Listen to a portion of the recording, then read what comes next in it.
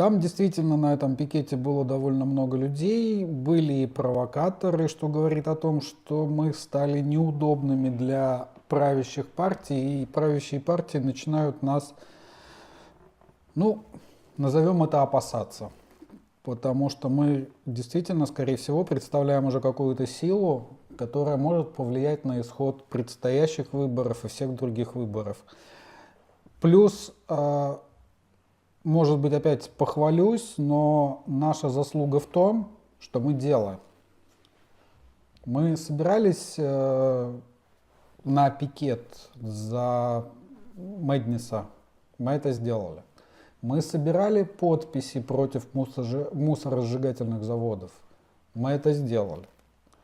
Если мы за что-то беремся, мы находим тех людей, которые профессионалы в своей отрасли, и делаем это.